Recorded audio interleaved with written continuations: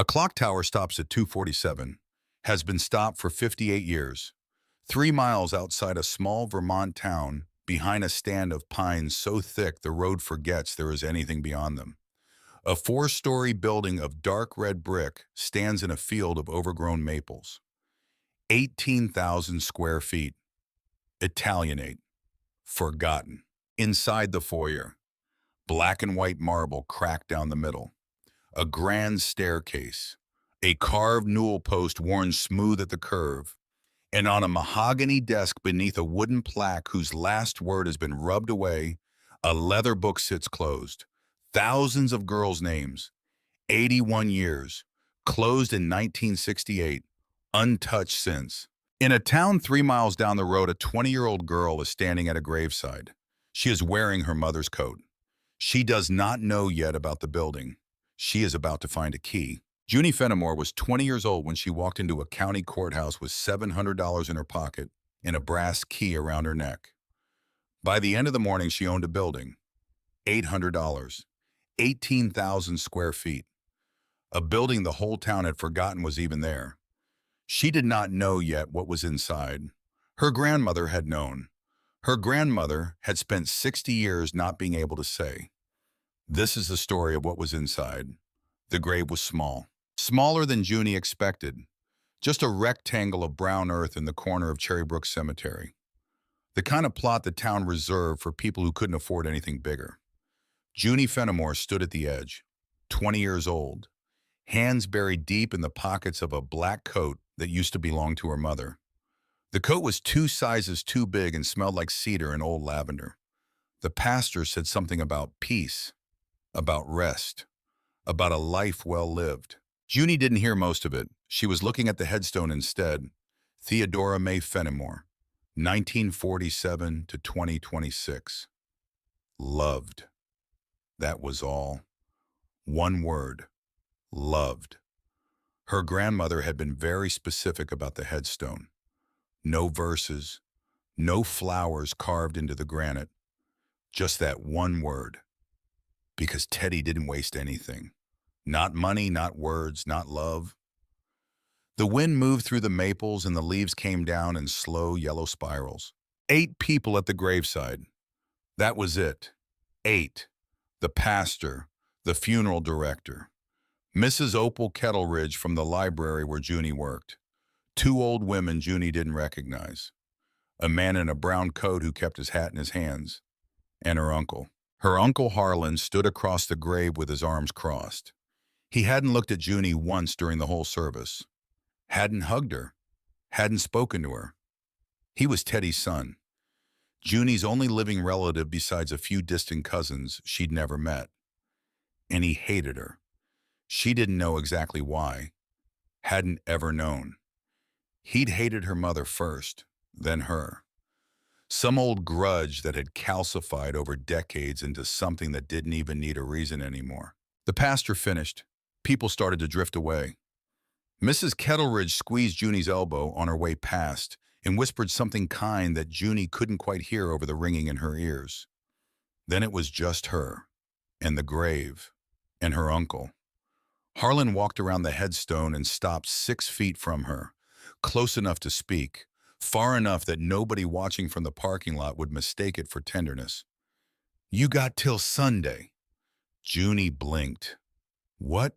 "To clear out. Mother's house goes on the market Monday. Uncle Harlan Sunday." He didn't wait for a response, just turned and walked across the wet grass to his Buick. The door slammed, the engine started, and then he was gone. Junie stood at the grave a long time after that, until the cemetery workers came with shovels and looked at her with that polite, patient look that meant, "Miss, we need to start filling this in." She walked back to her grandmother's house alone. The house was on Plum Street, 2 bedrooms, yellow siding, a porch that sagged on one side. Teddy had owned it free and clear since 1989. Junie had moved in when she was 8. After her mother died. After the social workers showed up and her Uncle Harlan said very loudly that he didn't want the kid. Teddy had taken her in without a word. Just opened the door, made up the small bedroom upstairs with sheets that smelled like the cedar chest, set a plate of macaroni in front of her, and said, "We'll figure it out, kitten." That was the only thing Teddy ever called her. Kitten. The house was quiet now. Quiet in a way houses get when somebody important has just left them. Junie hung up the coat, sat down at the kitchen table. The dishes from yesterday were still in the sink. A coffee cup with a lipstick mark on the rim. Teddy's lipstick. Coral. The same shade for 50 years. Junie put her head down on the table and didn't cry. She couldn't. The tears were stuck somewhere behind her sternum, and they wouldn't come up. She slept on the kitchen table for 40 minutes, woke with a crease across her cheek and her neck stiff. The light through the window had shifted to late afternoon gold, and on the counter where Teddy had put it 3 weeks ago before the stroke was a small wooden box. Junie had been avoiding the box. The lawyer who read the will had pointed at it. "Your grandmother said this was for you. She said you'd know when to open it." Junie had brought it home, set it on the counter, and not touched it. Until now. She picked it up. It was the size of a paperback book. Pine, hinged with brass. Teddy had made it herself in the woodshop at the senior center back when her hands still worked. Junie opened the lid. Inside were 3 things. A roll of 20s held together with a rubber band. She counted later. $700 exactly. A piece of folded paper. And a key. The key stopped her breath. It was brass, heavy, 3 inches long, the kind of key that hadn't been made in 100 years. The handle was shaped like a little flower, a marigold maybe, petals worn smooth by somebody's thumb. Junie set the key on the table and picked up the paper. Teddy's handwriting. Shaky. Done in pencil. Kitten. If you are reading this, then I am gone. I am sorry I never told you about the place. I was a coward. I thought I had more time. Buy it back if you can. It belongs to us. The key is the key. I love you more than I ever found words for. Grandma Junie read it 3 times. Buy what back? What place? The key is the key. She turned the brass key over in her palm, held it up to the light. There was something engraved on the shaft. Tiny letters. She had to take the paper off the lampshade and put on her reading glasses to see them. MH 1887. MH. She had no idea what MH meant. She put everything back in the box, closed the lid, took the box upstairs to her bedroom, set it on the nightstand, and lay down on the bed in her funeral clothes and stared at the ceiling until it got dark.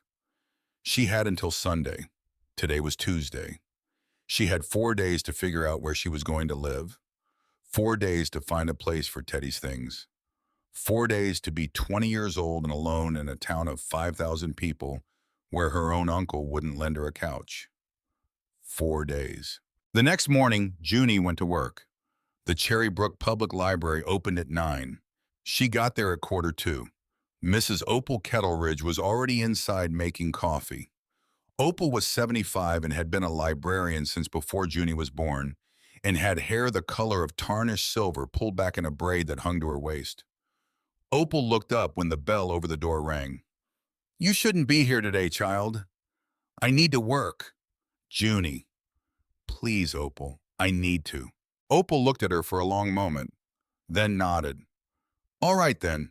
Cart of returns by the desk needs shelving."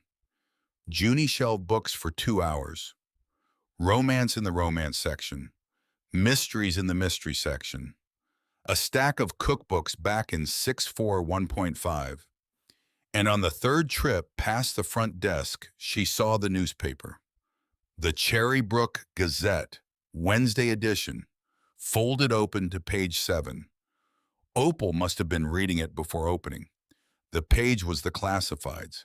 And there in the bottom corner in a small black box with a county seal was the listing. County foreclosure auction. Thursday 10 a.m., Ridge County Courthouse. Lot 14. Former Marigold Hall. 4 Oak Ridge Road. Residential historic. 18,000 square feet. 5 acres. Condition as is. All liens cleared. Minimum bid $5. Marigold Hall, MH. Junie went still, standing in the aisle between reference and local history, a book on her hip, the fluorescent lights humming overhead. She read it again, and again, and a fourth time. Marigold Hall. She had no idea what Marigold Hall was. She'd lived in Cherry Brook for 12 years, and she had never heard of it, never seen it, never heard Teddy mention it. Not once. But the key in the box had a marigold on the handle, and the engraving said MH 1887, and Teddy's note said, "Buy it back." Junie set the book on the cart, walked to the front desk. Opal was on the phone with a patron about an overdue audiobook. "Opal, just a moment, dear." "Opal." Opal looked up, saw Junie's face, said into the phone, "I'll have to call you back, Mrs. Garber," and hung up. "What is it?" Junie held out the newspaper, pointed at the listing. "What is Marigold Hall?" Opal's face changed. It changed in a way Junie had never seen on Opal's face. It went very still. Not sad exactly, not surprised. Something older than either of those things. Opal took the newspaper, read the listing, looked up at Junie, then back at the listing. "Where did you find this?" "Just now. Here. It's in the paper." "No, I mean, why are you looking at it?" Junie didn't have a good answer, so she said the only thing she could think of. "My grandmother left me a key with a marigold on it. She said to buy it back." Opal sat down slowly in the swivel chair behind the desk. She set the paper on the blotter, smoothed it with both hands. The little silver ring on her right pinky finger caught the light. "Oh, Teddy." "Opal, what is Marigold Hall?" "Sit down, child." "I don't want to sit down."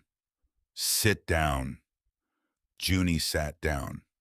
Opal looked at her for a long time. The library was very quiet. The clock on the wall ticked. Marigold Hall was an orphanage. An orphanage. For girls, built in 1887, closed in 1968, big Italianate building out on Oak Ridge Road. You know the road that goes up past the apple farm? You go 3 miles past Wilbur's place, and there's a long drive on the left. Behind a stand of pines. Most people don't even know it's there anymore.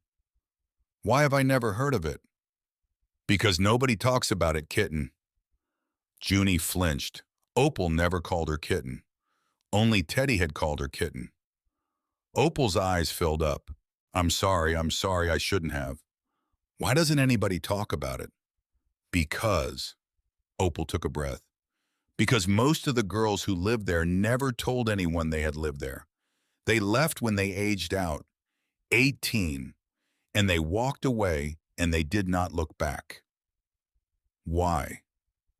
"Because of the shame." "What shame?" Opal looked at her with the careful expression of a woman who had decided to tell the truth. In those years, a girl in an orphanage was a girl whose mother had not been able to keep her, or had not wanted to, or had been forced not to. There were 1,000 reasons, and none of them were the girl's fault, but the world treated her like they were.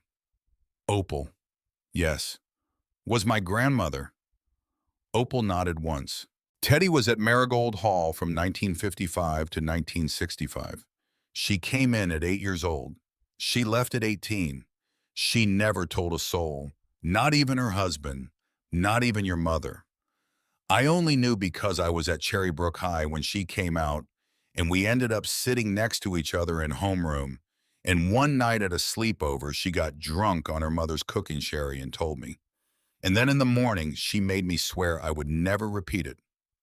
Junie couldn't speak. Her grandmother, Teddy, the woman who had raised her, who had taught her how to make biscuits and how to braid her hair and how to drive a stick shift on the back roads behind Wilbur's farm. Teddy had been an orphan for 10 years in a building 3 miles outside of town, and nobody had ever told her. Why is it for sale? Opal sighed. The county took it for back taxes a year ago. The estate of the last owner, She was a recluse. She died and there were no heirs, and the taxes hadn't been paid in 20 years. They tried to sell it last spring. Nobody bid. Nobody wants it. Building's a wreck. Roof's half gone. Foundations cracked. They keep dropping the minimum bid trying to unload it before they have to demolish it. $5. $5. They'd take 5 cents at this point. Junie sat very still. She thought about the key in the wooden box upstairs in her bedroom. She thought about her grandmother carving a wooden box at the senior center with hands that shook from the medication. She thought about Teddy on her deathbed. The way she had grabbed Junie's wrist 3 days before the end and said, "Kitten, there's something I should have told you," and then the morphine had taken her again before she could finish. This was what she should have told her. Opal. Yes. How does the auction work? Oh, child, no. How does it work? Junie, listen to me. You are 20 years old. You have $700 and a high school diploma, and your uncle is throwing you out of your grandmother's house on Sunday. You cannot buy an 18,000 square foot wreck of a building that nobody else wants for a reason. How does it work?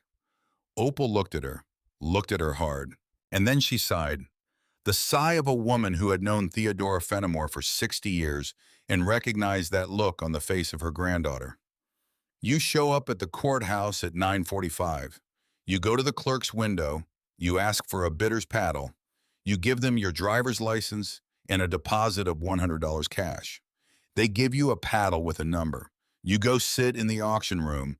When they call lot 14, you raise the paddle. And then if nobody bids against you, you own a building.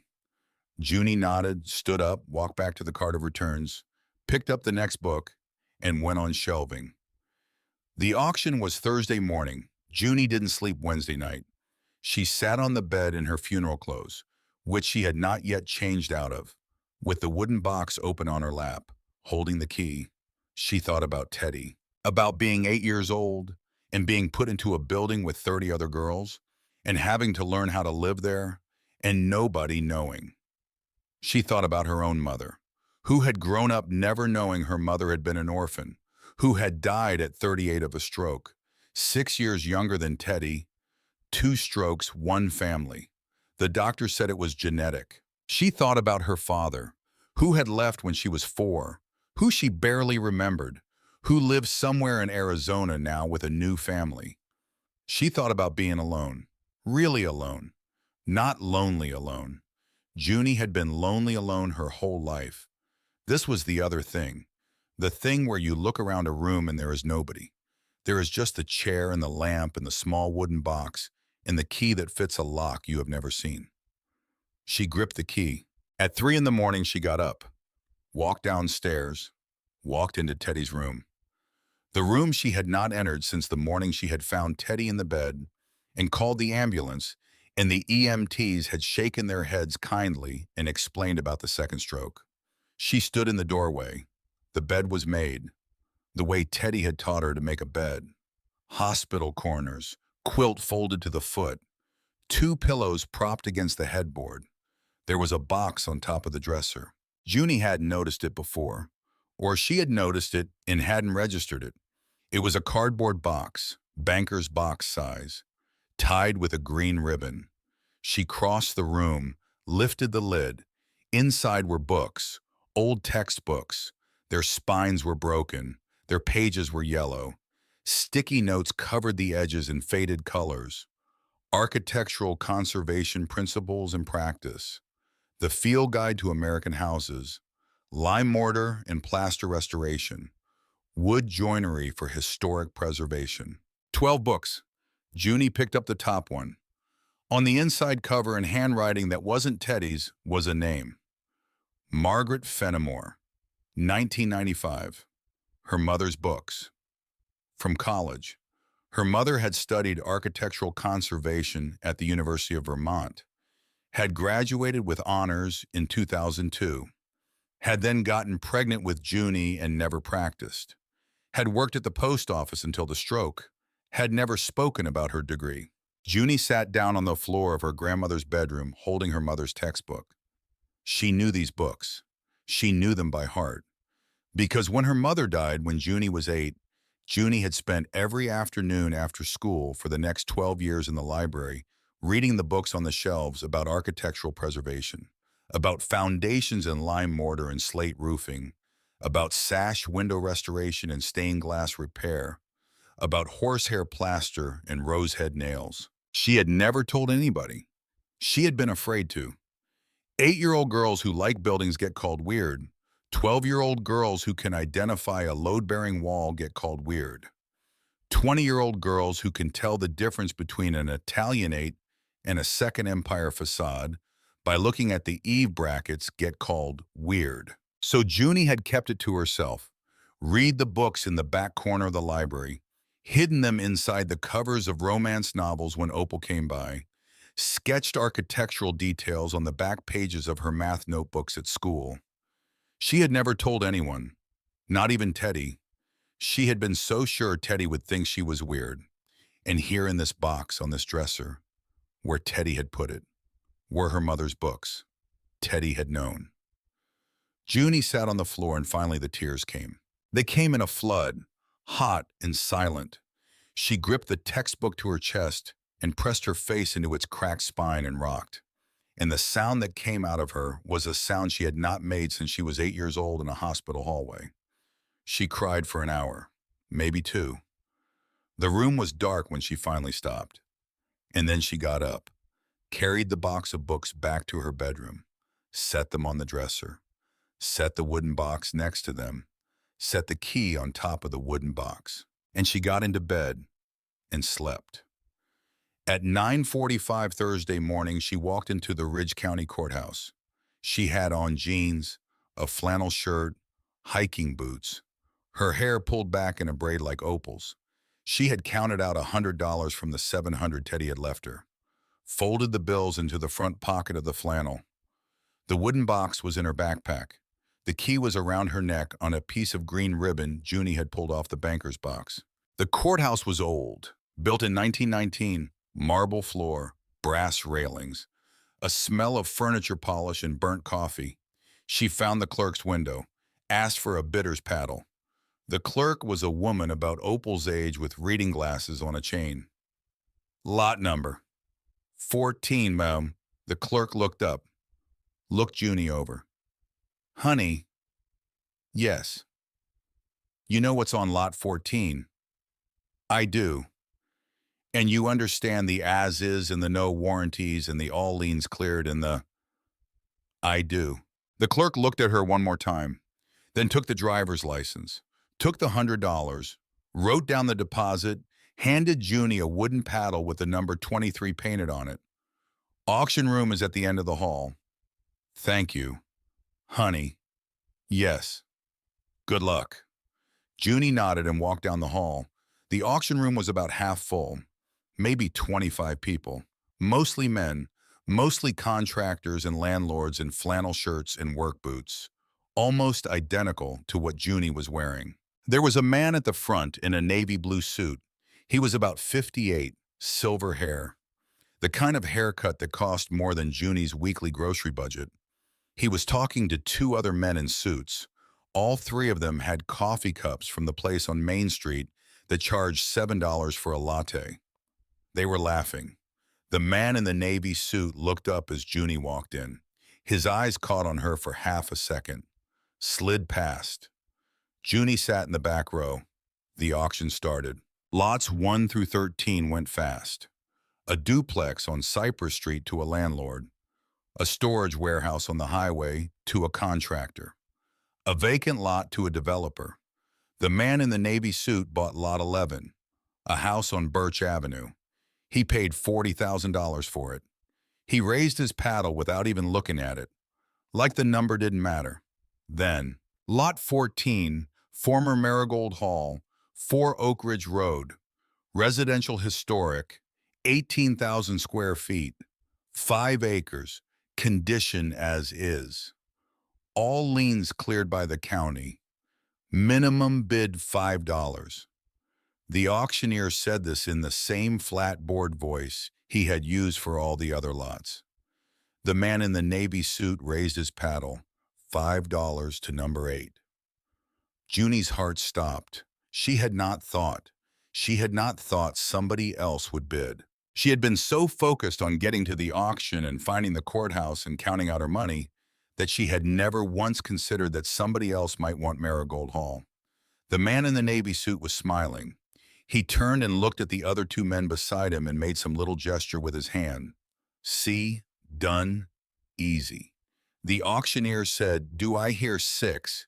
Junie raised her paddle. It went up before she even thought about raising it, like her arm was on a string and somebody else was pulling. $6 to number 23. The room turned. 25 heads. All of them. Turning to look at her. The man in the navy suit turned too. His eyes found her and held. He had not noticed her before. He was noticing her now. He smiled, slowly, the smile of a man who thinks something is amusing. He raised his paddle without looking away from her. $7 to number 8. The auctioneer said this with new interest in his voice. He could feel something happening in the room. Junie's mouth was dry. She had $700. She had brought $700 exactly because that was what Teddy had left her in the box. She had bought $100 of it for the deposit. She had $600 left in her backpack. She had thought that would be more than enough. It was not going to be enough. The man in the navy suit was watching her, waiting. The auctioneer said, "Do I hear 8?" Junie raised her paddle. $8 to number 23. The room was so quiet Junie could hear the auctioneer's pen tapping on his pad. The man in the navy suit raised his paddle. 9. Junie raised hers. 10. He raised his. 11. The auctioneer was looking at them like they were a tennis match. $11. Junie had $11 cash in her pocket. The man in the navy suit was now turned all the way around in his chair to face her. He was still smiling, but the smile had something underneath it now, something hard. He raised his paddle again. $12. Junie's hands started to shake. She had brought $600 cash. She had thought that was a fortune. She had thought she would buy a building for $5 and have $595 left to fix the roof. She raised her paddle. 13. He raised his. 14. 15. 20.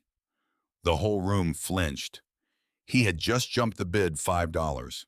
The auctioneer said, $20 to number 8. Do I hear 21? Junie raised her paddle. 21.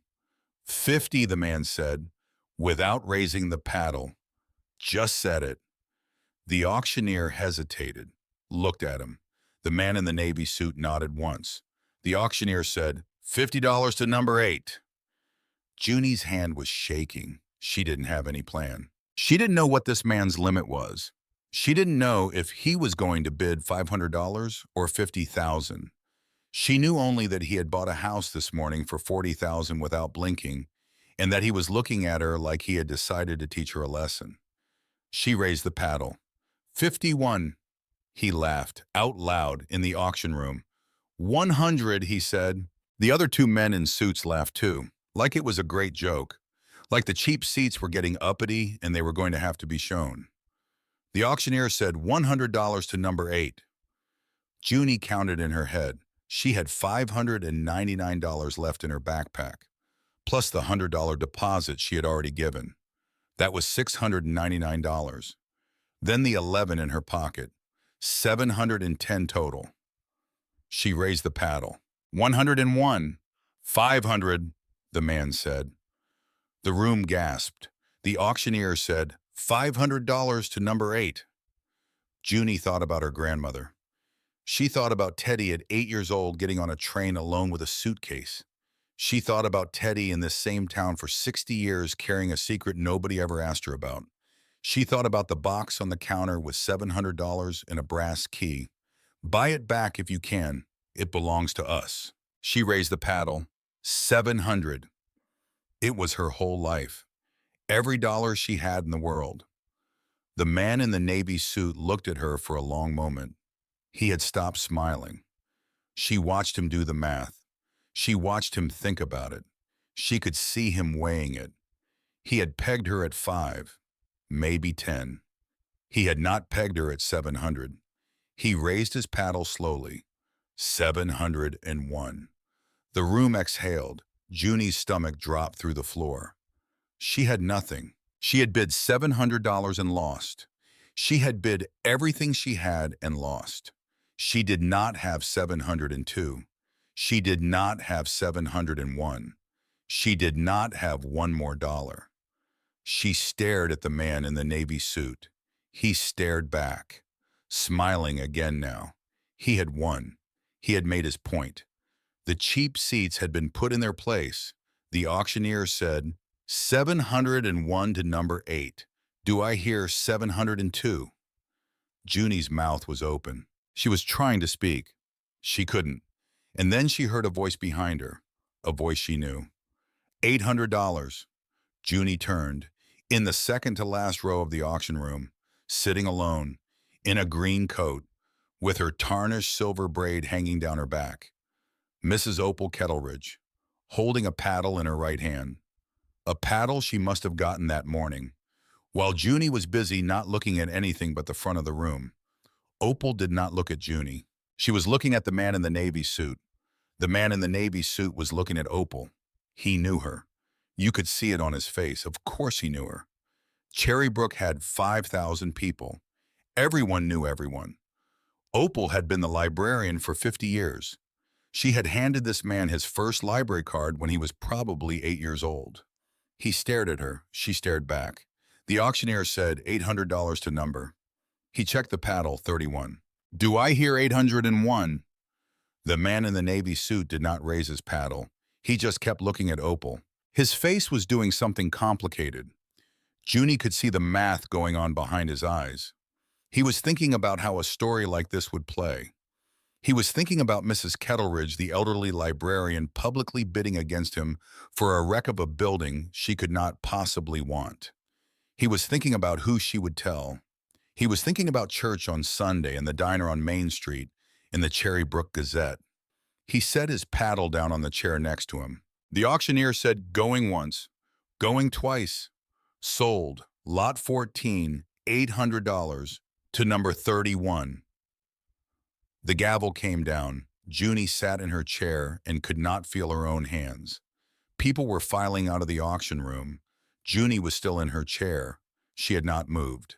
The man in the navy suit had walked out the door without looking at her, his 2 friends with him. Opal slid into the seat beside her. Breathe, child. Opal. Breathe in, breathe out, like that. Good. Opal, you just... I know what I just did. $800? I know. Opal, you can't. Junie. Opal reached over and took her hand. I was supposed to live in Marigold Hall in 1958. My mother had me almost dropped off there. She changed her mind on the way. She turned the car around in the parking lot. Junie stared at her. My mother was the one who turned the car around. Teddy's mother was the one who didn't. And so I grew up in my own house. And Teddy grew up in that house. And that has been a fact between us for 60 years. Opal's eyes were wet. I have $800 I have been saving for 50 years that I never had a good use for. Now I do. I can't. Yes, you can. Opal. Yes, you can. You take it. You take the deed. And on a Saturday, 5 years from now, when you have figured out what you are doing with that building, you take me out to lunch at the diner on Main Street, and you buy me a tuna melt, and we are square. Junie could not breathe. Opal stood up. Now come on, kitten. We have to go pay for a building. She paid Opal back in installments over the next year, $20 at a time, from her library paychecks. Opal accepted each payment by saying, fine, fine, and putting the bills in the cookie jar above the refrigerator. But that was later. Right then, in the courthouse hallway, Junie stood at the clerk's window. The clerk was looking at her with an expression that was no longer pity. It was something closer to respect. The clerk slid the deed across the marble counter. Junie Mae Fenimore, 4 Oak Ridge Road, Cherrybrook, Vermont. Purchase price $800 in 0 cents. Junie picked it up. The paper was heavier than she expected. She turned and walked back down the hallway, out the heavy oak doors, down the courthouse steps. Opal was waiting on the sidewalk in her green coat. "You want to see it now?" "I want to see it now." They drove out in Opal's old Toyota, past Main Street, past the diner, past the gas station, up the road that climbed past the apple farm, past Wilbur's place. 3 miles. Then a long driveway on the left behind a stand of pines so dense you couldn't see anything through them. They turned in. The driveway was long, curving, asphalt cracked and weeds growing up through every crack. They drove slowly. The pines on either side were 30 feet tall. The branches met overhead and made a green tunnel. And then the pines ended, and the building came into view. Junie said nothing. She could not. Marigold Hall was enormous. It was a 4-story building of dark red brick with limestone trim. Italianate, built in 1887. A tall central tower rose from the front facade with a clock face on each of its 4 sides. The clock hands had stopped at 2:47. A wide porch ran across the front with limestone columns. The roof was slate. Half the slates were gone. The other half were green with lichen. Tall windows ran in pairs down the facade, 24 of them on the front alone. Most still had glass. Some had plywood. Behind the main building, Junie could see the roof lines of other structures. A chapel, maybe. A bell tower. A long, low building that might have been a refectory. The grounds were 5 acres. Overgrown. Maples and oaks 50 years old growing wild where there used to be lawn. A walled garden visible on the side with the wall partially collapsed. Marigold Hall was the largest building Junie had ever seen up close in her life. And as of 15 minutes ago, it belonged to her. Opal stopped the car at the foot of the porch steps. The two of them sat in the front seats and looked at it. "My God," Junie said. "Yes." "Opal."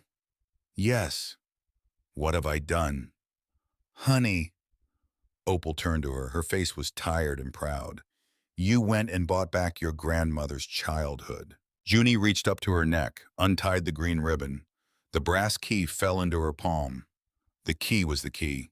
She got out of the car, walked up the cracked porch steps. The double front doors were oak, 12 feet tall. The keyhole was brass, tarnished, big. She put the key in. It turned.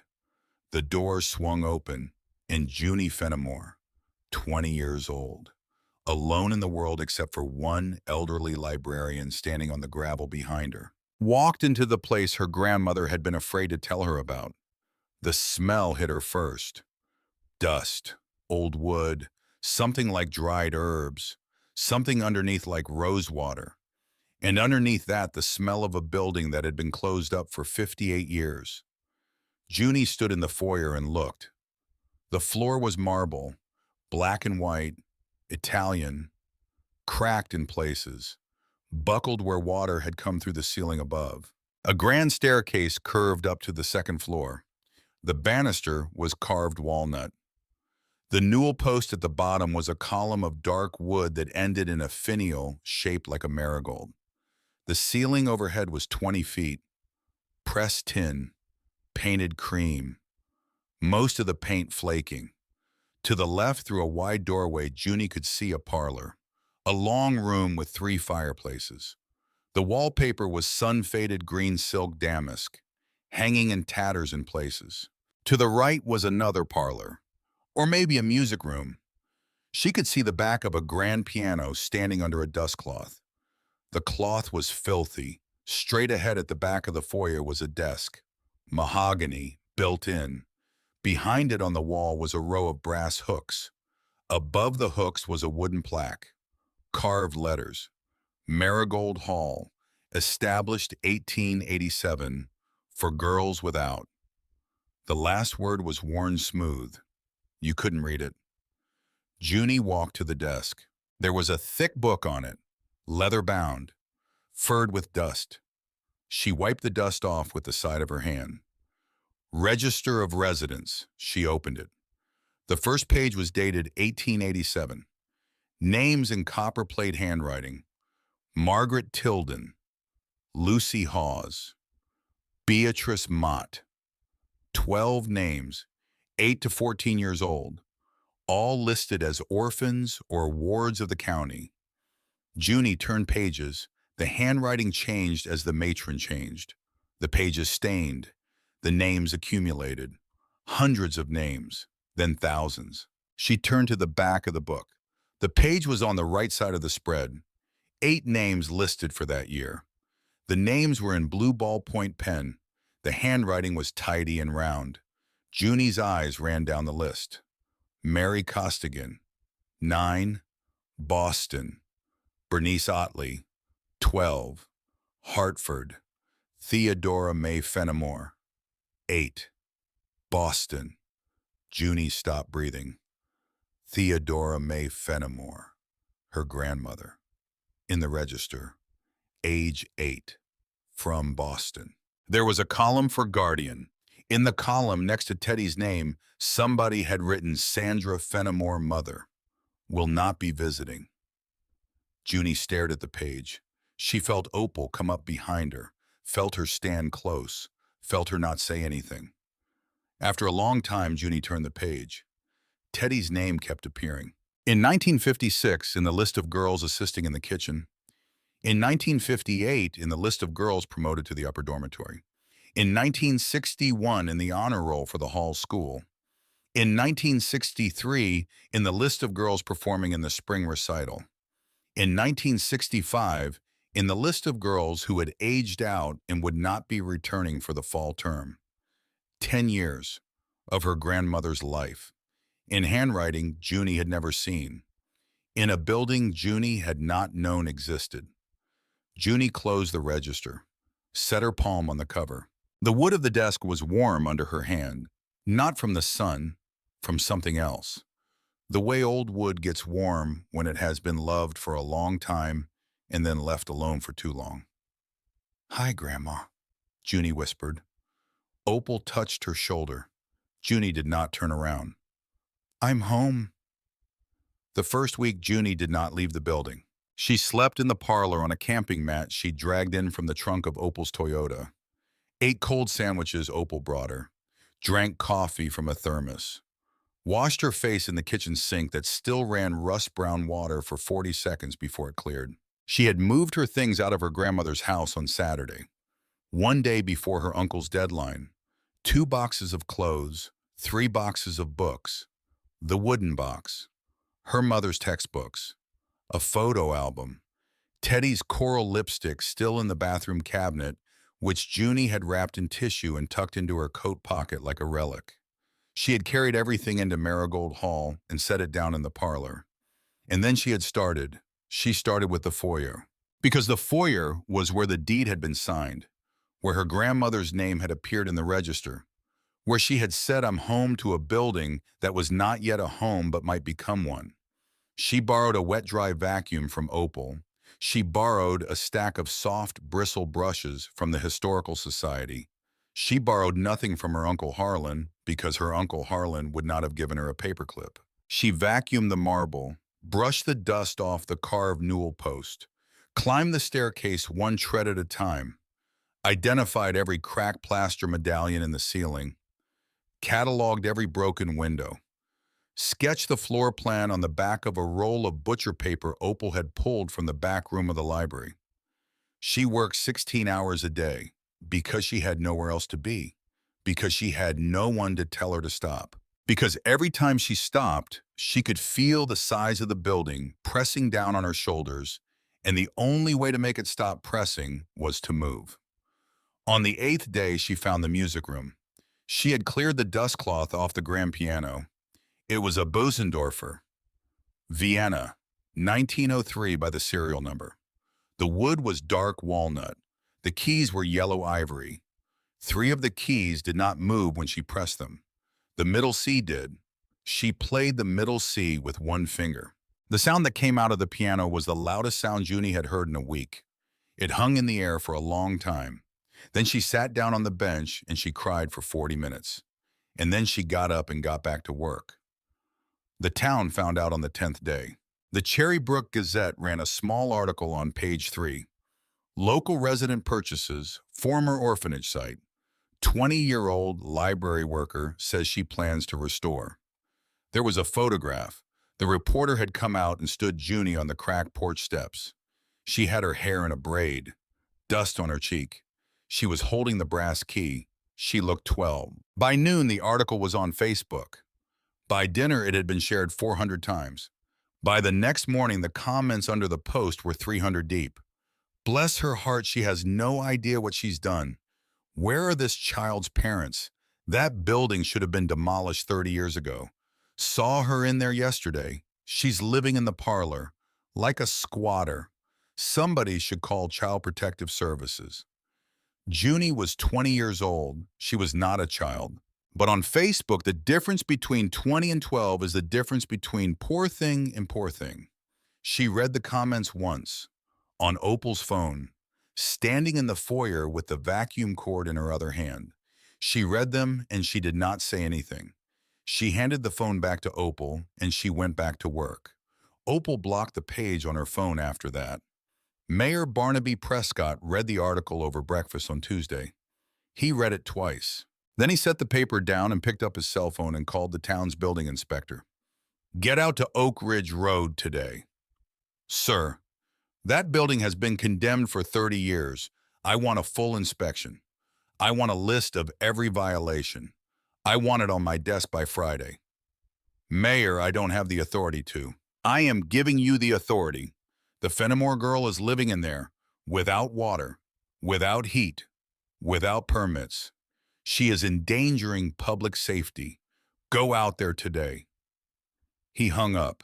He stared out the window of his kitchen for a long time, down at his lawn, which was the largest lawn in Cherrybrook, with the largest brick colonial sitting in the middle of it. The Oak Ridge property had been a $5 million mountainside resort in his head for 15 years. He had bought the adjacent acreage in 2014. He had drawn up plans in 2018. He had been waiting for the building to come down. A 20-year-old in a flannel shirt had walked into his courthouse and stopped his retirement plan in 7 minutes. He was not going to allow it. The building inspector arrived at Marigold Hall at 4 in the afternoon. Junie was in the foyer on her hands and knees with a soft brush and a bowl of distilled water cleaning a cracked floor tile. She did not hear the truck pull up over the noise of the wet-dry vacuum. She heard the boots on the porch steps. She looked up. A young man in a polo shirt, mid-20s. Clipboard. The town seal on the shirt pocket. Junie Fenimore. Yes. I'm with the building department. I'm here for a code inspection. Junie stood up. She wiped her hands on her jeans. She walked to the foyer desk, to the leather satchel she had bought at the Cherrybrook hardware store with the last of her library paycheck. She pulled out 4 folded permits: foundation stabilization, roof partial replacement, electrical safety inspection, window restoration, all filed at the county office, all approved, all signed. She had filed them on day 3. She handed them to the building inspector. He looked at them, looked at her, looked at them again. Ma'am, they're current. The county building officer signed each one. You can call him. The inspector stood in the foyer holding her permits and looked at the marble floor and looked at the brush and the bowl of distilled water. He looked at the 20-year-old girl in front of him who had filed historic restoration paperwork at the county before he had even known her name. Who sent you? Ma'am, I'm not at liberty to. It was the mayor, wasn't it? He didn't answer. Junie nodded. She took the permits back from him, folded them, returned them to the satchel. Tell him the work is going to code, every nail. He's welcome to come see for himself. The inspector left. Junie went back to the floor tile. The mayor called the inspector at 6. Tell me you found something. Sir, she had permits on file. What? Foundation, roof, electrical, window restoration. All filed January 19th. All approved. Who signed off on those? Marcus Tibbetts at the county office. Sir, she knew what she was doing. She knew exactly what she was doing. The mayor did not respond for a long time. He hung up without saying goodbye. He stood at his kitchen window for a longer time after that. Cyril Hawthorne came on the 14th day. He was 70 years old, tall, walked with a slight limp on the left side, skin the color of polished walnut, hands the size of dinner plates, and a quiet way of standing that suggested he had never in his life raised his voice and had never needed to. He drove a Ford pickup that was older than Junie. He parked at the foot of the porch steps, got out, walked up the steps slowly, stood at the open front door looking in. Junie was on a ladder in the foyer. She was working on the plaster medallion above the door. A 6-foot circle of acanthus leaves and roses, half of it, missing the other half, held in place by what looked like dust and prayer. She heard him at the door and turned on the ladder and almost lost her balance. Easy now, he said. Hello? Junie Fenimore. Yes. I'm Cyril Hawthorne. I'd like to come in if that's all right with you. Of course. He stepped into the foyer, took off his cap, looked up at the medallion she was working on, then around at the rest of the room. The black and white marble, the carved staircase, the wooden plaque above the desk. His face did something Junie could not read. Mr. Hawthorne. Cyril, please. Cyril, have you been here before? Yes. He didn't elaborate. She climbed down the ladder. He stood in the foyer with his cap in his hands. He was looking at the floor where the marble pattern came together in the center. There was a starburst inlay there. 16 points, cream and black. My mother used to clean this floor, he said. Junie went still. She was the cook here from 1949 until they closed it. 19 years. She came up from Tennessee when she was 19 years old. She got the job because the matron in those days didn't care what color you were if you could make a roast chicken that didn't taste like wet cardboard. He looked at the floor a long time. She used to bring me with her on Saturdays. I was a little boy. I'd sit at the kitchen table and shell peas. There was a girl here named Theodora who used to give me a peppermint when nobody was looking. Junie's hands went numb. Sir. Cyril. Cyril. Yes. That girl, Theodora. Yes. Was she? He looked at her then, really looked at her. He saw something in her face. He took a step closer. Was she who child? Theodora May Fenimore. He was silent for a long time. He nodded once. Yes, that was her name. She was my grandmother. Cyril Hawthorne closed his eyes for a moment. When he opened them, they were wet. I read the paper, he said. When I read your name, I thought maybe. I just thought maybe. I drove out here today to see if maybe. Cyril? Yes. She raised me. I know she did. The paper said, He stopped, pressed his hand against his mouth. She gave me peppermints, he said. I know she did. I'm 70 years old and I'm standing in this foyer and I just remembered that. A skinny little girl with brown hair giving me peppermints. I know. He took a breath. I came to help. What? I'm a carpenter. Was. 38 years, retired in 2018. I keep my tools sharp. I owe your grandmother and I owe my mother and I owe this building. I'd like to help you fix it, if you'll have me. Junie's throat was so tight she could not speak. She nodded. She nodded, and she nodded, and she could not stop nodding. Cyril Hawthorne walked to the foot of the staircase, set his hand on the carved walnut newel post, the marigold finial. He touched it the way you touch a hand you have not held in a long time. All right then, he said. All right. Where do we start? Sage Donnelly came the next Saturday. He was Cyril's grandson, 22 years old, a senior at the University of Vermont, studying historic preservation. He drove down from Burlington in a Subaru with a kayak on the roof and a tool belt in the back seat. He had his grandfather's quiet in his grandfather's hands. He had hair the color of wheat and a small scar through one eyebrow. He walked into the foyer wearing canvas work pants and a flannel almost identical to Junie's. He took in the building in one slow sweep. Then he looked at Junie. "You're the girl who bought a Bosendorfer for $800. I bought a building. The piano came with it. That is a 1903 Imperial. 3 keys don't work. 3 keys is nothing."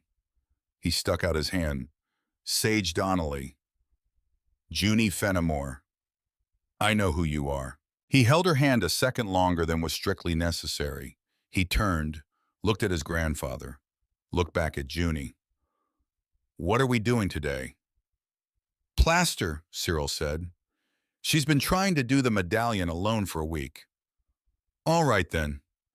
He set down his tool belt, took off his jacket, hung it on a brass hook above the foyer desk, looked at Junie one more time, and smiled. She felt something in her chest do something unfamiliar. She did not have time for that. She turned back to the ladder.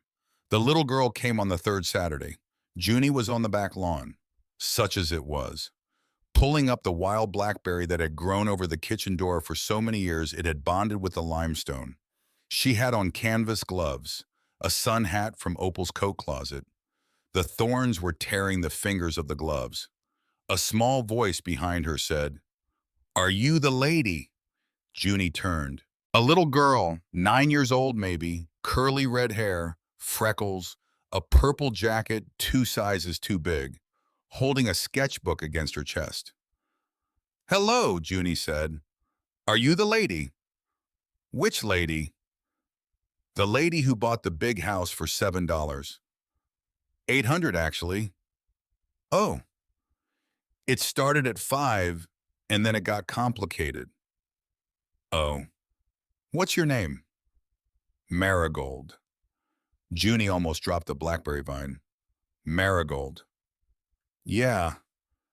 "Marigold what?" "Marigold Pearson, but everybody calls me Goldie. I live in the yellow house, down at the bottom of the hill. Mom said I can't bother you. But I'm not bothering you. I'm just asking." "You're not bothering me." "Are you sure?" "I'm sure." "Hi, Goldie." "Hi." The little girl stood at the edge of the lawn holding her sketchbook. She was looking at the building, up at the clock tower, at the porch, at the rosettes in the limestone trim. "It's a beautiful house," Goldie said. It was the first time anyone had said that about Marigold Hall in 58 years. Junie set down the blackberry vine.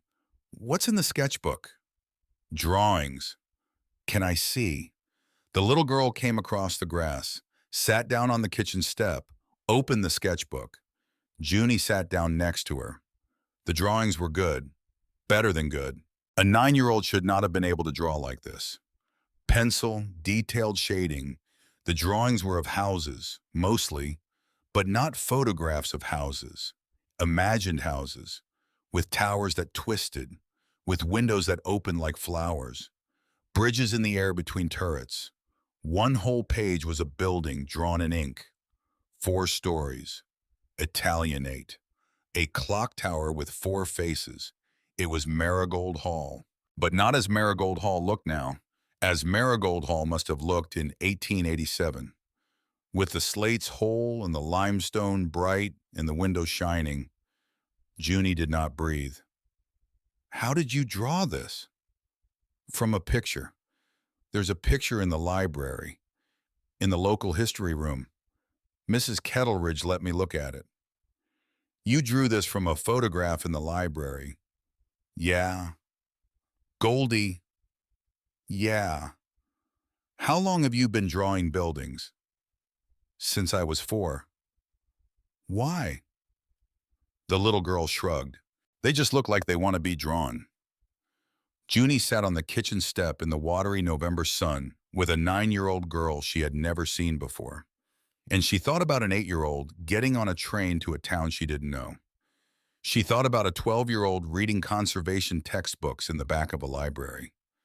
She thought about how some girls come into the world already pointing at something and pulling. Goldie, yeah? Do you want to see the inside? Goldie looked at her with eyes as big as quarters. Can I? Tell your mom first. She might say no. She'll say yes. I'll tell her you said yes. Then I'll be back. The little girl ran. She ran down the long driveway with the sketchbook under one arm and the purple jacket flapping behind her. Junie watched until she disappeared into the pines. Goldie was back in 11 minutes. She brought a note from her mother. To whom it may concern, Marigold has permission to visit the house. Please send her home by 5. Best, Marlene Pearson. That was the day Junie gained her smallest helper. Every Saturday from then on, Goldie was there at 9. She had her own sketchbook, her own pencils, her own ideas. The attic was the last room Junie entered. She had been avoiding it. She told herself she was avoiding it because the stairs were broken, because the roof above it was the worst part of the building, because she didn't have time. She was lying to herself. She was avoiding it because attics were where people kept things. And this attic, in this building, was where the people had been gone the longest. Cyril found her at the foot of the attic stairs on the 28th day. She was standing there with a flashlight in her hand, just looking up. You all right, kitten? She nodded. Want me to go first? She shook her head. All right then. He stood beside her. She turned on the flashlight, climbed the stairs. They creaked, but they held. She had reinforced them herself the second week. Cyril followed. The attic was enormous. It ran the full footprint of the building, 60 feet by 80 feet. The roof above sloped to peaks. The eaves were full of cobwebs and old wasp nests. Light came in through 3 round windows in the gable ends. Yellow, dust-mote light. The space was full of furniture, not piled, arranged, as if someone had moved everything up here on purpose and then closed the door. Iron bed frames stacked against one wall. A row of dressing tables, trunks, foot lockers. A school chalkboard on wheels. 3 rocking horses with the paint worn off their saddles. Junie walked between the bed frames. There were so many of them. She counted 16 bed frames.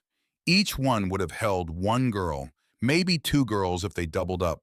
The room she was in had once been a dormitory for 30 children. She kept walking. The flashlight caught something at the far end of the attic. A wall. A wall that was not a wall. It was wallpaper. Wallpaper with marigolds on it. Faded yellow flowers. Stretched across the far gable end of the attic in a way that did not match the room's geometry. Junie walked closer. The wallpaper covered something. She set her palm against it. Behind the paper was wood. Behind the wood was a hollow sound. Cyril came up beside her. There's a door behind that paper. I know. You see it. I felt it. He took out his pocket knife. He cut a slit in the wallpaper. Carefully. Right at the seam where the paper had been pasted. The slit revealed a thin gap, painted over but still visible. He cut further, up the seam, across the top, down the other side, until the wallpaper hung like a door curtain. Behind the wallpaper was a small wooden door, painted the same dusty cream as the rest of the attic walls, with a brass keyhole. Junie reached up to her neck, untied the green ribbon, took out the brass key. She had not used it since the front door. She had been waiting. She had not known she was waiting for this, but she had been waiting. She slid the key into the lock. It turned. The door opened. Cyril did not breathe. Junie did not breathe. Behind the door was a room. A room maybe 10 feet across. Round. The interior of the gable. The walls were papered in yellow marigolds. The same paper. The ceiling was a starburst of bare oak beams. In the center of the room was a small writing desk, made for a child, with an inkwell still in the holder. Against the curved walls were 47 wooden boxes. They were small, cigar box sized, stacked 4 high in some places. Some of them had names painted on the lids in faded ink. Lucy, Mary, Beatrice, Theodora. Junie stopped breathing. She walked to the wall where the boxes were stacked. She knelt down. She read the names. Edna, Frances, Harriet, Theodora. She lifted the box. It was lighter than she expected. She brought it to the writing desk, sat down on the small wooden chair. Cyril stood in the doorway with his flashlight pointed at the ceiling so the light bounced softly off the beams. Junie opened the box. Inside, a bundle of letters tied with green twine, a small notebook with a black cover, a pencil drawing of a horse on a yellowed page torn from a sketch pad, a pressed marigold flower, brittle now, the color of butter. She picked up the notebook. She opened it. Inside the front cover, in handwriting so small she had to squint, "This book belongs to Theodora May Fenimore, aged 9 years, Marigold Hall, 1956. Junie's hands started to shake. She turned the page. October 14th. Today Miss Birdwell taught us how to draft a letter even though we had no one to write to. I wrote to my mother anyway. I will not send it, but I will keep it. Mary says her mother sends her a chocolate every Christmas. I do not know if my mother knows it is almost Christmas. I do not know if she remembers I am 8 years old." Junie put her hand over her mouth. She turned the page. November 2nd. Mary said her aunt is going to come for her. I said, "That's lovely." I went to the chapel after. I sat in the back row. Miss Adelaide came in and sat next to me. She did not say anything. She just sat next to me until I could breathe again. Junie turned more pages. December. The matron says I am to take piano lessons. She says I have something the music room wants. I do not know what she means. I sat at the piano today and I played the C key with one finger. It was the loudest sound I have ever heard in my life. Junie made a small noise. Cyril said nothing. She turned more pages. She turned past 1957, past 1958, past 1959. The handwriting grew taller. The entries grew longer. The voice of a girl growing up. In 1962, Teddy was 15. Today a woman came. She wore a green coat. She asked the matron if she could see me. The matron said no. I watched from the upstairs window. The woman stood on the porch for a long time. I think she was crying. The matron said she was not my mother. The matron said my mother was not coming. The matron has been saying that since I was 8. But today the matron looked at me funny when she said it, like she was not sure anymore, like she had been told something. Junie turned the page. I asked Miss Adelaide who the woman was. Miss Adelaide said she did not know, but Miss Adelaide could not look at me when she said it. Junie turned more pages. She got to a page in 1964. Teddy was 17, about to age out. The matron called me into the office today. She gave me a letter. The letter was from Sandra Fenimore, Boston, Massachusetts. The letter was dated 1955. It had never been opened. The matron said she had found it in the back of a drawer when she was cleaning out the office. The matron said she was very sorry. Junie's heart was a hammer. I sat in the chapel and I opened the letter. The letter was from my mother. My mother said she was sorry. My mother said she had not wanted to send me here. My mother said her father had made her do it. Because I had no father. Because I had been born of a man my mother had loved who was not the kind of man my mother's father would let her marry. My mother said she had tried to come for me when she was 21, and the matron had told her I had been adopted by a family in Ohio. My mother said she had believed it. My mother said she had a daughter now, a little girl named Margaret. Margaret was 3 years old. Junie stopped. Margaret. That was her own mother's name. Margaret Fenimore, born 1962. The architectural conservation books in the box on the dresser. She was reading the letter that had told her grandmother she had a half-sister. She kept reading. My mother said she had been told I was happy. My mother said she would understand if I did not write back. My mother gave me an address in Boston. I sat in the chapel for a long time. I did not write back. I do not know if I will ever write back. I do not know if I have a mother. I have had no mother for 9 years. I have had Miss Adelaide. I have had Mary. I have had Bernice. I have had this place. I do not know if I have a mother. Junie closed the notebook. She closed her eyes. She sat on the small wooden chair in the small round room at the top of Marigold Hall, and she understood something she had not understood before. Her grandmother had been sent here, not abandoned, sent. By a mother who had loved her, by a mother who had been forced to, by a mother who had tried to come back for her and been turned away by a matron who lied. For 60 years, her grandmother had not known whether her mother had loved her, until she was 17 and a different matron had cleaned out a drawer. And then her grandmother had read the truth and not been able to do anything with it. Because by then her mother had a daughter named Margaret, a daughter who had grown up to have a daughter named Junie. Junie stood up. She stood up so fast the chair fell over. Cyril caught her by the elbow. She did not say anything to him. She put the notebook back in the box. She closed the box. She picked up the box and the bundle of letters with the green twine and the pressed marigold flower.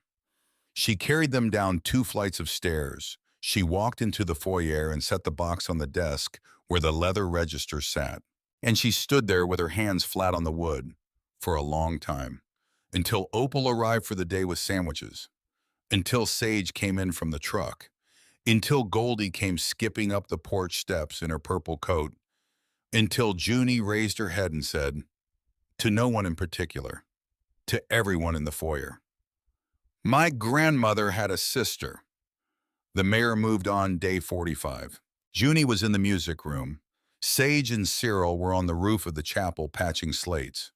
Opal was in the parlor sorting through a box of programs from the 1923 spring recital. Goldie was on the porch drawing the clock tower. A black sedan pulled up the driveway. The man who got out was wearing a charcoal suit, a lawyer's briefcase. He came up the porch steps and rang the bell with a confidence Junie did not feel. She opened the door. Miss Fenimore? Yes. I am attorney Jonas Lindquist. I represent the town of Cherrybrook. I have a notice of administrative action for you. He held out an envelope. Junie did not take it. What kind of action? You will need to review the documents. What kind of action? He sighed, as if she were being difficult. The town has determined that this property poses a significant public safety risk. Under Municipal Ordinance 411-12, the town is requiring you to bring the structure into full code compliance within 120 days. Failure to do so will result in the property being condemned. Demolition will be at the property owner's expense. Junie stared at him. 120 days. That is correct. To bring an 18,000 square foot historic structure into full code compliance. That is correct, ma'am. That is impossible. That is the town's determination. This is, she stopped. This is the mayor. This is the town. This is Barnaby Prescott. The attorney did not respond. He set the envelope on the porch railing because Junie would not take it. He nodded once, then walked back to his car. The car drove away. Junie stood on the porch with the envelope sitting on the railing in front of her. Sage came down off the chapel roof. Cyril came down behind him. Opal came out of the parlor with a 1923 program in her hand. Goldie set down her pencil. They all stood on the porch and looked at Junie and waited. Junie picked up the envelope, opened it, read it again. He wants the building, Junie said.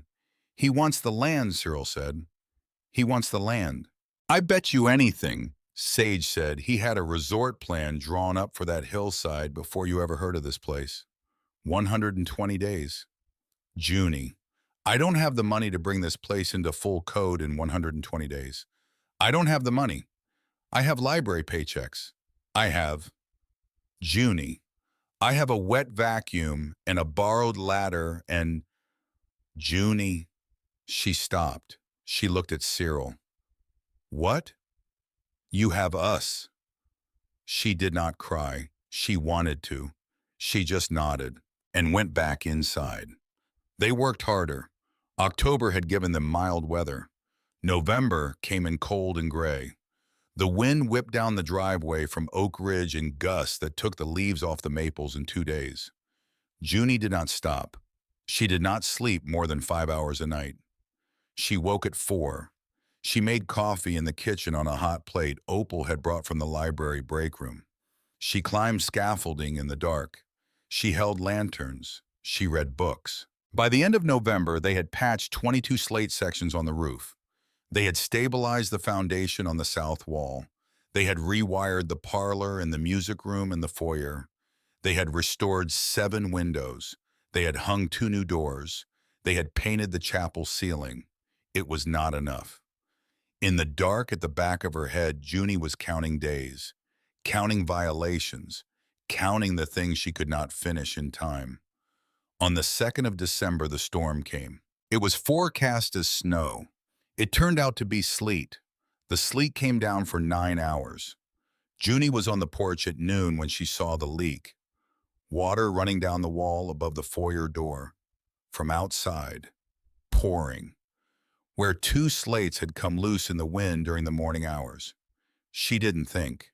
She put on a coat, climbed the porch railing, hauled herself up onto the lower roof, made her way to the ladder, climbed. She was on the slate roof, in the sleet, in her work boots, carrying a roll of roofing membrane and a tube of mastic. She got to the loose slates, lifted them, tucked the membrane under, pressed the mastic, replaced the slates. She stood up. The slate under her left boot slid. She put out her hand. She caught the ridge, but her body went sideways, and she came down on her right hand. And then she was on her back on the slate with her right hand bent the wrong way, and a sound coming out of her mouth that she did not recognize. She slid 8 feet. She caught a snow guard. The snow guard held. Sage came up the ladder so fast Cyril could not have stopped him if he tried. He got to her. He looked at her hand. He looked at her face. He saw the gray in her face. He picked her up. He carried her down the ladder. She did not remember the ride to the hospital. She remembered Cyril's hands shaking on the steering wheel. She remembered Opal crying. She remembered Goldie pressing her face into Junie's coat and saying, "Please, please, please, please," over and over. She remembered Sage in the front seat looking back at her with a face she had not seen on his face before. The hospital was Cherrybrook General. 20 beds, 3 doctors. They set her wrist. They wrapped her ankle. She had also twisted her ankle. Badly. She had not noticed because her wrist hurt more. They kept her 3 days. On the 2nd day, her Uncle Harlan came. He did not bring flowers. He stood at the foot of her bed with his arms crossed. I heard. Yes. You have to stop this. No. You are going to kill yourself. That's my business. It is not your business. You are 20 years old and you are going to kill yourself in that building, and they are going to say I let you do it. Sell to the mayor. He will pay you $40,000. You take it. You move somewhere warm. You go to school. You stop. No. Junie. No. He stared at her for a long time. Then he turned and walked out. He did not come back. She left the hospital on Saturday. Sage drove. Cyril sat next to her in the back. Opal sat next to him. The driveway up to Marigold Hall was covered in fresh snow. 3 inches. The pines were heavy. The roof of the building was white and the windows glowed gold. Junie thought she was dreaming. Sage parked in front of the porch steps. There was a truck she did not recognize parked at the far side of the driveway. There was also another truck, and a sedan, and another sedan, and she counted later. 11 vehicles. Sage got out and came around. He opened her door. He took her under one arm and Cyril took her under the other. They helped her up the porch steps. She had her right hand in a cast, her right ankle in a boot. She could not work for 6 weeks. She did not know what she was going to do. She did not know. She opened the front door. The foyer was full of people. She stood in the doorway with the cold wind coming in behind her, and she counted. A woman in her 50s on a stepladder fixing a crack in the foyer plaster. Two women in their 70s on the staircase patching a tread. A woman about Opal's age polishing the brass hooks above the foyer desk. A woman maybe 70 carrying a basket of cleaning rags. A man in his 60s on a stool replacing a fuse in the foyer chandelier. Three women in the parlor running a vacuum cleaner across the carpet. A woman in the music room playing the middle C of the Bosendorfer. More in the chapel. Junie could hear them. Hammers. Voices. In the foyer. 23 people total. She knew 6 of them. The rest she had never seen in her life. Opal stepped forward. From behind her, she had a hand on Junie's elbow. Junie. Opal, what is? Listen to me. Sit down first. She helped Junie to the foyer desk, to the chair behind it. She helped her into the chair. The woman who had been patching the foyer plaster came down off the ladder. She wiped her hands on a rag. She was about 63, white hair in a bun, a face that had been weeping for some time before Junie arrived. She came to the foyer desk, took Junie's good hand, held it, looked at her. My name is Beverly, Beverly McAdoo. I lived in this house from 1965 to 1968. I was the last class of girls. Junie could not speak. Your grandmother, Theodora. She was 18 when I was 11. She was the girl in charge of our reading hour. She used to read us Black Beauty on Sunday evenings. She used to do all the voices. Beverly's mouth trembled. I came when I read the paper. I had not been back here in 58 years. I came when I read the paper, and then I called the others. The others? Beverly nodded. She turned. She gestured at the room. The Marigold Girls. Junie's head swam. Beverly squeezed her hand. There were 604 of us, from 1887 to 1968. Most are gone now. Some 40 are still living. 22 of us came when we heard. There are more on the way. On the way. From California, from Arizona, from Florida, from Maine. There are more on the way. Junie put her good hand over her mouth. The woman on the staircase looked over her shoulder at her. The two women in the parlor stopped vacuuming. The man at the chandelier set down his fuse. The woman at the Bosendorfer stopped playing. All 23 people in the foyer turned to look at the 20-year-old girl in the chair behind the desk. Beverly McAdoo lifted her chin. She spoke loudly enough for all of them to hear. This was our house. We had nothing else. And the women who ran it loved us. And Theodora loved us.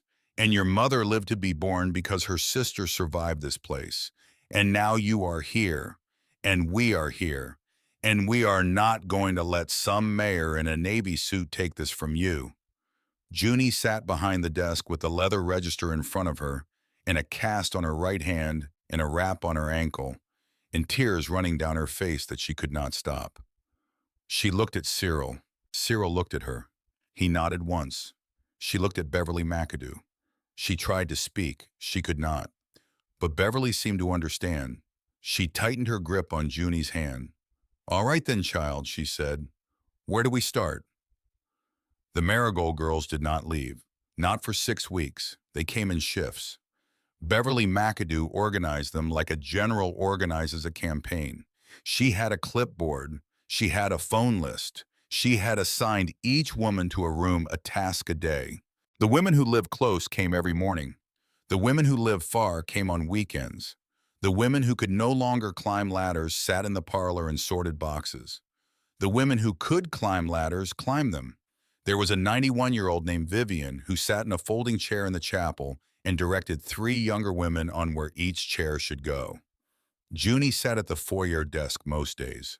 Her wrist was in a cast. She could not work with her right hand. So she worked with her left. She held a pencil between her thumb and her index finger. She drew, she sketched, she drafted, she made plans.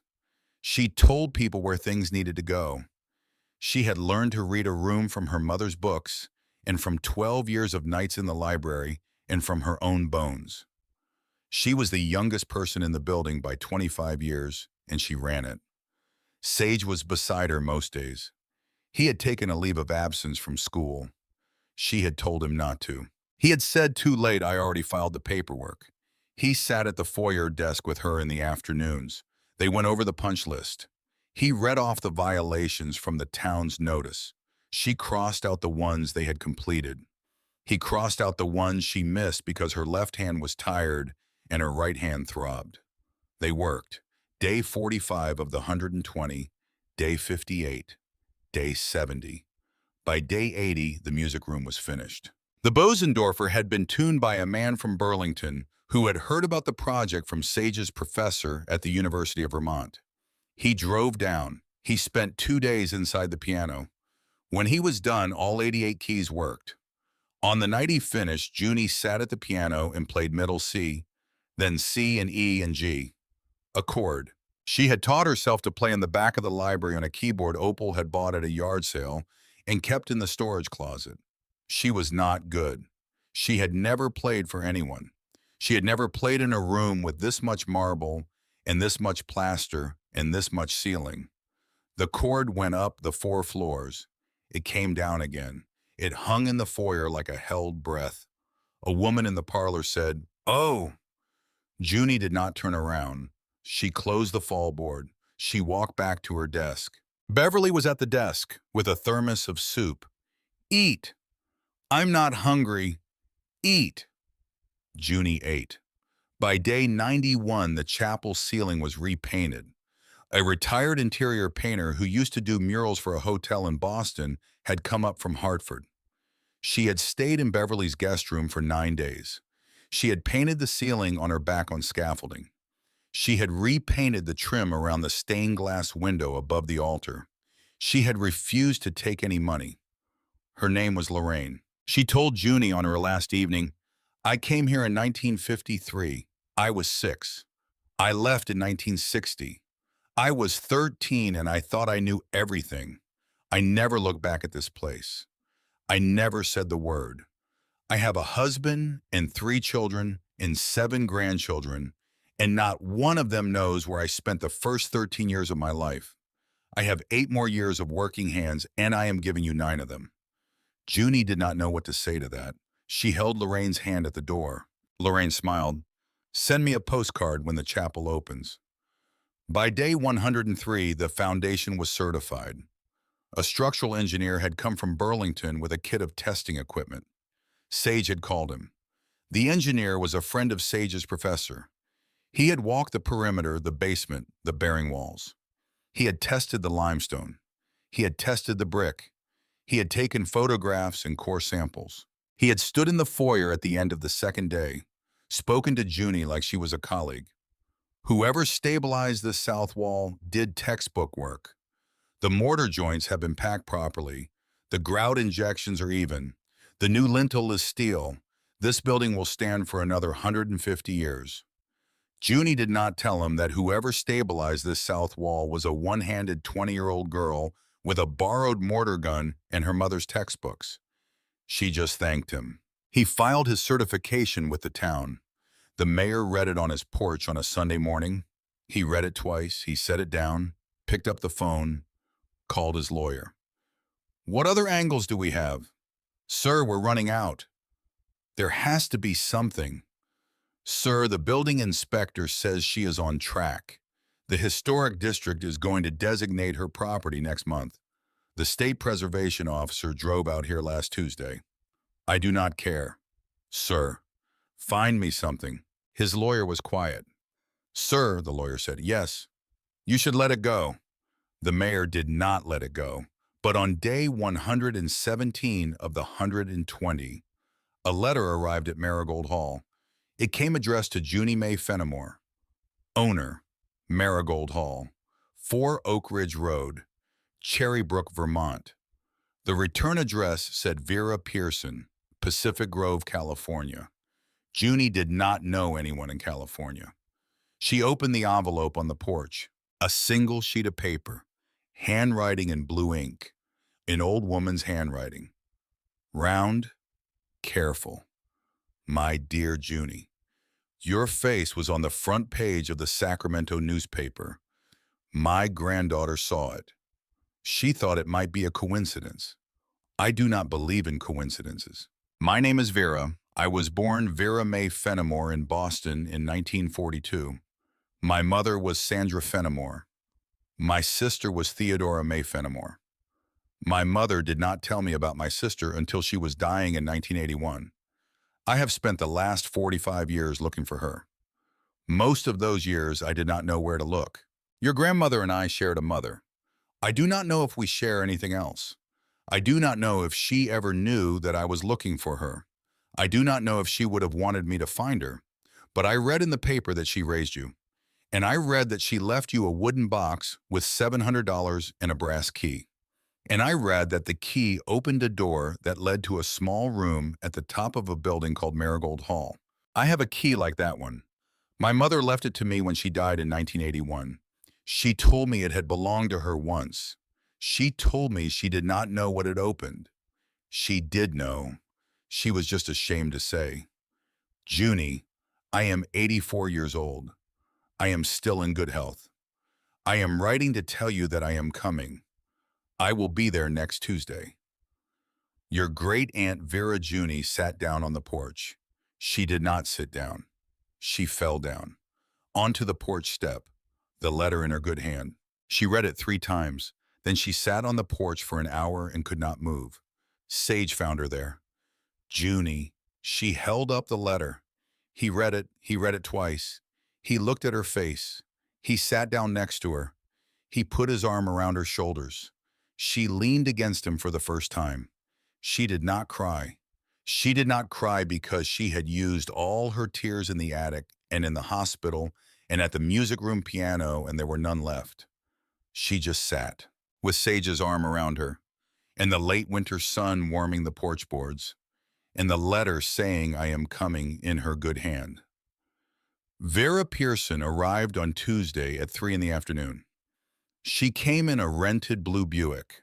The Buick crawled up the long driveway. Junie was standing on the porch in her best coat, the coat Teddy had bought her for her high school graduation, the coat she had not worn since. Sage stood beside her. Cyril stood beside Sage. Opal stood beside Cyril. Goldie stood in front of Goldie's mother. Goldie's mother stood at the bottom of the porch steps. The Buick stopped. The door opened. A small woman got out. She was 84 years old. She had silver hair cut to her chin. She had a face that looked like Junie's mother, like Junie, like Teddy. She had Teddy's mouth. Junie saw it before she saw the rest of her. She had Teddy's mouth. Vera looked up at the porch. She looked at Junie. Vera put her hand to her mouth. She walked around the front of the Buick, stopped at the foot of the porch steps. She took her hand away from her mouth. You have my mother's eyes. You have my grandmother's mouth. Vera made a small sound. She climbed the steps. She climbed them one at a time, slowly, the way a woman of 84 climbs steps. She got to the top. She stood in front of Junie. She lifted her right hand. She set it against Junie's cheek. Her palm was thin. The skin was soft. My God, Vera said. She raised you. She raised me. What did she call you? Kitten. Vera closed her eyes. A tear came out from under one closed eyelid. She called me Kitten when I was small. In a letter she wrote to me when I was 3. The letter she never sent. The letter my mother kept in a drawer for 40 years. The letter I have read 400 times. Junie did not have any words. Sage stepped forward. He took Vera's coat. He led her into the foyer. Goldie ran up the porch steps and grabbed Junie's hand. Goldie was 9 years old. She did not know yet that Vera was her great-grandmother. Junie was about to figure it out. She did not figure it out yet. She would figure it out at the kitchen table with the photo album Vera had brought from California, where Goldie's grandmother appeared on page 7, where Goldie's mother appeared on page 9, where Goldie herself appeared on page 16, where the family tree on the inside cover ran from Sandra Fenimore down to Vera, down to Vera's daughter Marlene, down to Marlene Pearson, Junie's neighbor down to Marigold Pearson, the little girl currently pressing her face into Junie's coat sleeve and saying, "Who is that lady?" Junie would figure it out at the kitchen table. Right now, she just walked her great aunt into the foyer of Marigold Hall and let her see the place where her sister had lived. Vera stood in the foyer. She looked at the marble. She looked at the staircase. She looked at the desk with the leather register. She walked to the desk. She set her hand on the register. She opened it. Junie watched her great aunt turn pages until she got to 1955. Vera read the names. She stopped at Theodora May Fenimore. She set her finger on the name.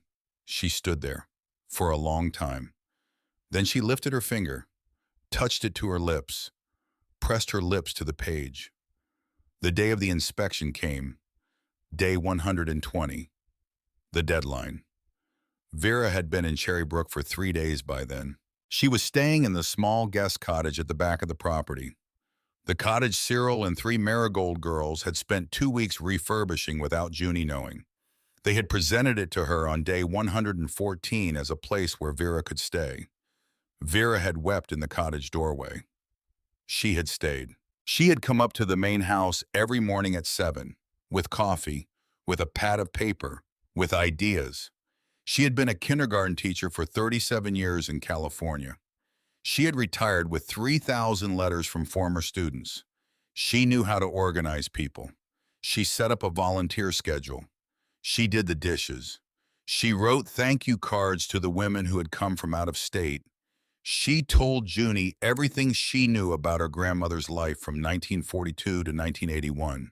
Junie told Vera everything she remembered about her grandmother's life from 2006 to 2026. They filled in 60 years between them. On the morning of day 120, Junie stood on the porch in clean clothes. Her cast had come off 2 weeks earlier. Her ankle was still wrapped, but she could walk on it. She was waiting for the town inspector. He came at 10, driving the same white truck as the first time. He climbed the porch steps.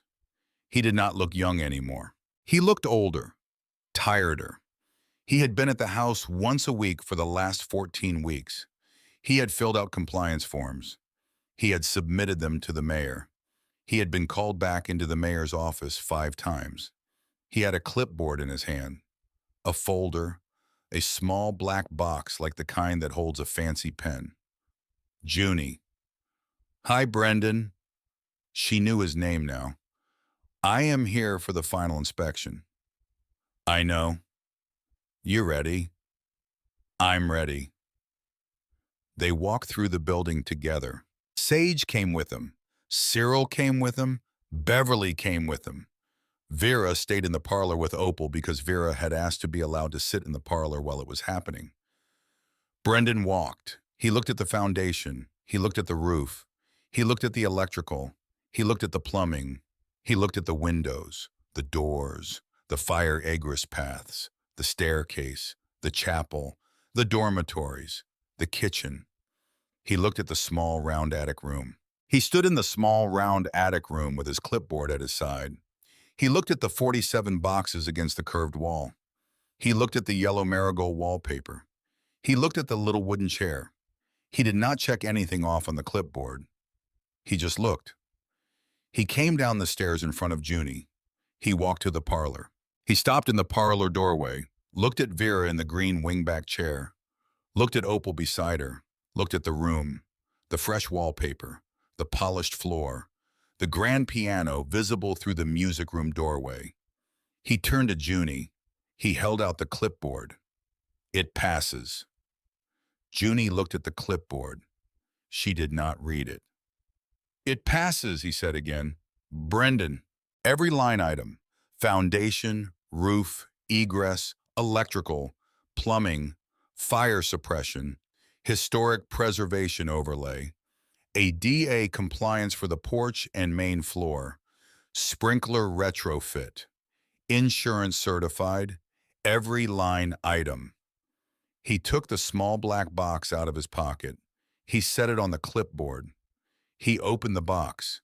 Inside was a fountain pen, old, brass, with a marigold engraved on the cap. My grandmother lived here from 1934 to 1942. Her name was Estelle Brock. She was the one who taught Miss Adelaide how to bake bread. She gave me this pen when I was 11. She told me to give it to somebody who deserved it. Junie's good hand was over her mouth. I have been carrying this pen in my pocket for 32 years. I have been waiting to give it to somebody. He held out the pen. Sign for me, Miss Fenimore. She took the pen. She signed. He took the clipboard back. He nodded once. Tell the mayor for me, she said. Tell him what? Tell him. She stopped. She thought about it. Tell him nothing. Tell him it passed. Brendan smiled, for the first time that Junie could remember. Yes, ma'am. The story went to the Burlington paper that weekend.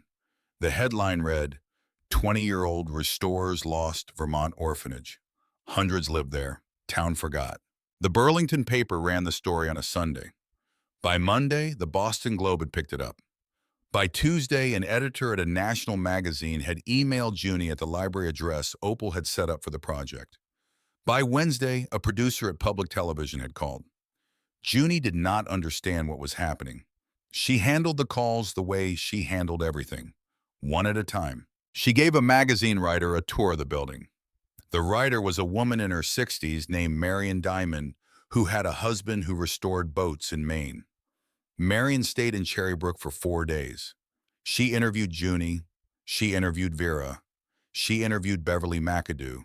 She interviewed Cyril. She interviewed Lorraine the painter. She interviewed 7 Marigold girls who came up from out of state to be interviewed. The article ran in the May issue, 23 pages, the cover. The cover was a photograph Marion Diamond had taken on her last morning. Junie sitting on the porch steps with Vera on her left and Goldie on her right. 3 generations, the same mouth, the same eyes. The clock tower behind them with its hands moving for the first time in 58 years. The headline read, $800 in 81 years.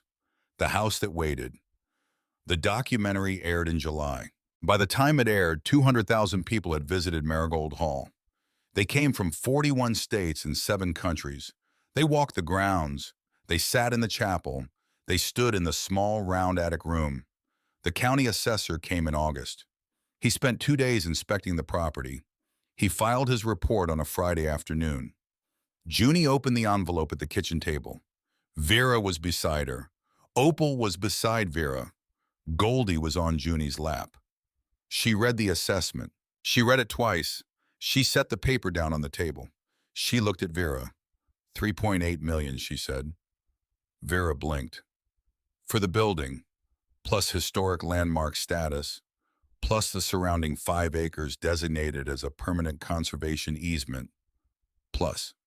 She picked up the paper, read the last line, plus a state historic preservation grant, $200,000 for ongoing restoration. Vera reached across the table. She took Junie's hand. Kitten, she said. That was the only word. It was enough. The mayor lost the next election. He did not run. He had read the magazine article. He had watched the documentary. He had stood in front of his bathroom mirror at 6 in the morning on a Tuesday in late July and recognized that the man in the mirror could not run for office in Cherrybrook again. He came to Marigold Hall the 2nd Saturday in September. It was the day of the opening, the dedication. The town had been invited. 240 Cherrybrook residents came. They sat in folding chairs on the lawn. They had punch and cookies. The Bosendorfer was in the music room with its windows open, and a Marigold girl named Beatrice was playing Chopin, and the music came across the lawn in waves. The mayor came up the driveway in a Subaru, not the Buick. He parked at the bottom of the hill. He walked up. He had a sport coat, no tie, no suit. He had his hands in his pockets. He found Junie near the porch. She was directing the placement of a folding table where Beverly was about to set out the dedication programs. He came up beside her. He did not say, "Excuse me." He said, "I am sorry." Junie turned. She had not seen him since the auction. She had been waiting for the right thing to feel about him. She had not figured it out. She did not know yet. She just looked at him. "I have nothing to offer you. I am here because I owe you this in person." "All right." "I read the article. I read the part about your grandmother. I read about your great aunt. I read about Brendan's grandmother. I read about Cyril's mother. I read about Lorraine. I read about Beverly. I read everyone." "All right." "I tried to take this building from a 20-year-old girl." "You did." "I tried to take it from her because I thought she did not understand what she had." "You did." "She understood." "I did." He nodded once. "I do not expect you to forgive me. I do not have the standing to ask for that." Junie thought. She thought about her grandmother in the chapel in 1962, watching a woman in a green coat get sent away on the porch. She thought about the things people do because they are scared, about the things people do because they want something, about the difference. She thought about her Uncle Harlan, who had not come and would not come. She thought about her mother, who had died too soon to know any of this. She thought about Teddy, who had carried a secret for 60 years and had still found a way to tell her granddaughter where to go. "You can sit in the back," she said. "What?" "During the ceremony. You can sit in the back." The mayor opened his mouth. He closed it. He nodded. He went to the back of the folding chairs and he sat down in the very last row. Junie did not look at him again. She had things to do. The ceremony began at 3. Vera spoke first. She stood on the porch in a navy dress with a brooch on her collar. She held a small piece of paper, but she did not look at it. She said, "My mother had 2 daughters. She raised one. She lost the other. She lived with the loss every day for the rest of her life. When she was dying in 1981, she made me promise to find my sister. I promised. I did not find her in time." Vera looked out at the lawn. She found Junie in the front row. "But my sister had a granddaughter, and the granddaughter found us all." She lifted her piece of paper. "This building was built in 1887 by 4 women. Their names were Adelaide Whitcomb, Hester Plimpton, Marigold Hodge, and Beulah Trenchard. They were unmarried. They were not wealthy. They believed that girls who had nowhere to go should have somewhere to go. They ran this place for 35 years. When they died, the matrons who came after them kept running it. For another 46 years, 604 girls came through these doors." Vera paused. 604 girls. She looked at the chairs on the lawn. "Will all the Marigold girls in attendance please stand?" Junie had not known this was coming. Across the lawn, in the folding chairs, 22 women stood. They were old. They had silver hair and white hair and the kind of careful posture that women of a certain age have. They wore their best dresses. Some of them wore corsages. They had come from 12 states. They stood on the lawn at Marigold Hall, and the audience stood up too. All 240 of them. They stood and they clapped for the women who had once been the children in this building, whom the town had forgotten about, whom the town had not asked about, whom the town had not even known to look for. They clapped for a long time. Junie looked at the back row. The mayor was on his feet, his hands above his head, his face wet. She nodded at him once. She did not smile, but she nodded. He nodded back. Goldie spoke after that. This had not been planned either. She had asked Vera that morning if she could say something. Vera had said, "Of course, darling." Vera had thought it would be a sentence or two. Vera had not asked what. Goldie walked up the porch steps with her sketchbook. She stood at the microphone Beverly had set up. She was 9 years old. She wore a purple dress. She held up her sketchbook. "This is a picture I drew of the house. before it got fixed. I drew it the first time I came here. The lady let me come in. I was scared, but I came in because I really wanted to. The lawn was silent. And now my great-grandma is here, and my cousin Junie is here, and my mom is here, and we are all in the same place at the same time. And I have a picture of all of us. I drew it last week, and I want to give it to Junie now. Goldie set the sketchbook on the podium. She tore a page out of it. She walked down the porch steps. She walked across the lawn. She came to the front row. She handed the paper to Junie. Junie unfolded it. It was a drawing of 4 women, a 9-year-old girl, a 20-year-old young woman with her wrist in a cast, a 30-something-year-old woman with curly red hair, an 84-year-old woman with silver hair, all 4 of them with the same mouth, in pencil by a 9-year-old. Below the drawing, in careful letters, Goldie had written my family. By Marigold Pearson, age 9. Junie held the drawing in her good hand. The lawn waited. She set the drawing on her knees. She stood up. She walked up the porch steps. She turned to face the lawn. She had not prepared anything. She had thought Vera was going to say the only thing that needed saying. She had thought she would not have to speak. She did not have notes. She did not have a piece of paper. She just looked at the lawn full of people. She looked at Beverly McAdoo in the front row. She looked at Cyril Hawthorne in the second row. She looked at Opal Kettleridge sitting next to her sister, who had come up from New Hampshire for the day. She looked at Lorraine the painter, who had driven up from Hartford. She looked at Brendan, the building inspector, in a clean shirt with his wife beside him. She looked at Sage, who was standing at the back of the lawn so he could keep an eye on the chairs for the older guests. She looked at Vera in the navy dress. She looked at Goldie in the purple dress. She looked at her hands. She looked up. I bought this building for $800. People laughed, quietly, politely. I bought it for $800 because I lost the bid at 5 and I had to keep going. And I would have lost again at 700. Except Mrs. Kettleridge in the second to last row raised a paddle she was not supposed to have, and she saved me at 8. The lawn was quiet now. My grandmother left me a key. The key fit a door I had never seen.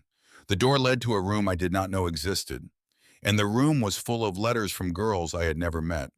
Who knew my grandmother? Who loved her? Who she loved back? Junie looked at Beverly. For 60 years, my grandmother carried this place, by herself. She did not tell anyone, not even me. She thought it was a secret she had to keep, because she thought it was a thing to be ashamed of, to have lived in a place like this. Junie shook her head. It is not a thing to be ashamed of. She looked at the lawn. The women who built this place loved the girls who lived here. The girls who lived here loved each other. They grew up. They left. They never spoke of it because they thought the world would judge them. The world did judge them. The world judged 604 little girls for being little girls without mothers in the room. She stopped.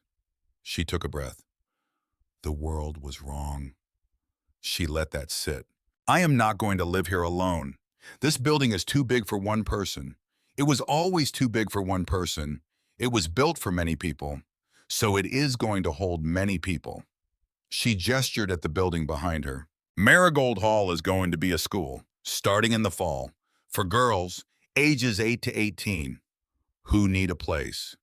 Tuition will be free, funded by the State Preservation Grant, the State Historic Commission, and a fund that the Marigold girls have started in memory of the women who built this place.